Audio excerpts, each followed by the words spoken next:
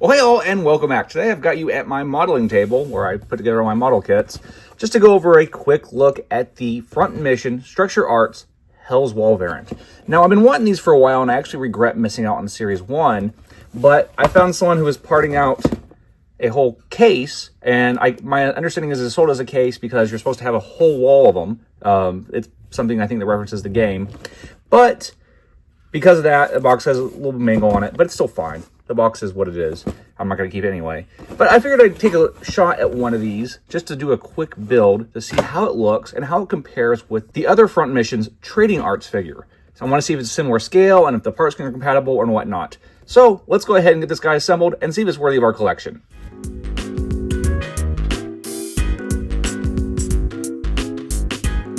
And here we have the completed model. So it wasn't terrible to build. The sprues and stuff cut fairly easily. Some of them were a little bit more rubbery than I expected. I forget the type of plastic that sort of has those characteristics, but it wasn't too bad. Now, some of these were undercut, as you can see here. And honestly, I don't think that made this better. It actually was fairly difficult to cut, and I would have rather them just been on the sides, especially since this is going to get painted anyway. I assume that the extra work is going to be needed. And that said, I'm showing this here now, straight build. Now, if you follow me on Instagram at NoriToy, I will eventually post pictures of a painted version. I'm not sure exactly what I'm going to do. I'm going to try to keep it simple. I typically don't like to fully paint models. I like to, dull coat and basic stuff. But since there's no part separation on this, I am going to have to do a little bit of masking. And at the very least, I'm just going to give it a wash to panel line everything and do maybe a few pieces to color separate and then a matte coat. So we'll see. But I might experiment with doing some weathering or something as well, just as a practice. So one thing that stands out, we have two types of plastic here. We have the primary for the body, and we have the joints. And the same stuff for the joints is used for these ports. I think the ports stand out. I kind of think I'd prefer them to be the same kind of color. However, I will probably leave them that is and paint around them on these pieces here to make it look like it's more integrated, other than just being a circle sitting there. But overall, it looks pretty good. I want to go into some articulation. Got a few pieces here that I will show you in a little bit that making some noise. So as far as articulation goes, everything is kind of ball joints. We do have a pretty good ankle tilt. We have a ball joint in the ankle. We have a double knee bend, which is pretty good. Full hip articulation. So there's a rotation here and there's the joint in the middle.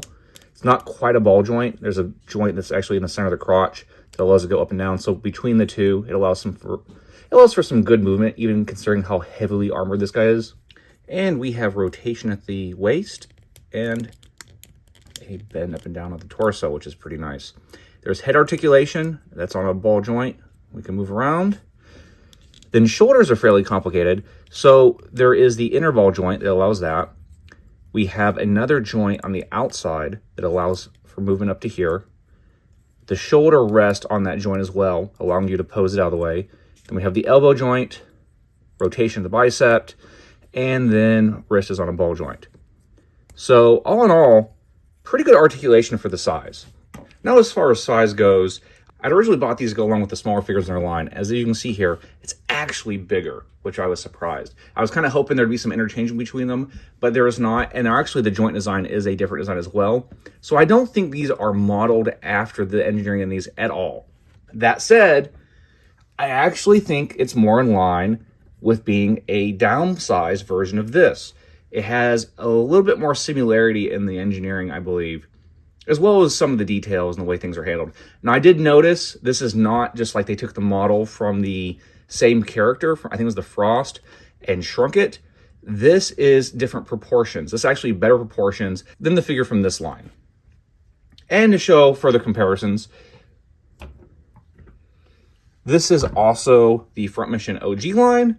And just for scale, here's a 30-minute missions figure, which is 1/44 scale for Gundam. So that gives you an idea of where this guy falls. It's pretty small, doesn't really go with anything, at least that I have in my collection. However, I think it'll be a cool model to build. And quickly, just to show you guys some accessories, we have a sprue with more hands, we have some open hands, and then we have weapon holding hands, which are integral. We have some more joint systems, some extra joints as well, and these sort of setups here that allow you to plug into the ports and give different angles on the shoulder-mounted weapons and whatnot. In addition to that, we actually have an alternate head, and I actually like the frame of this and the way it's set up. And my personal design, my personal opinion about the aesthetic, I actually like their mechs that don't have heads, or at least have really small heads, and I think this would be a torso that's really well suited for that.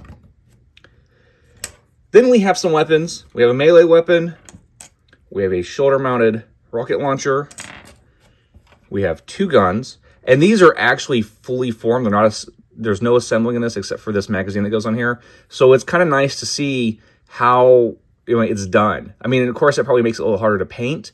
Weapons are often just one color anyway, so I don't think it'll be a big deal.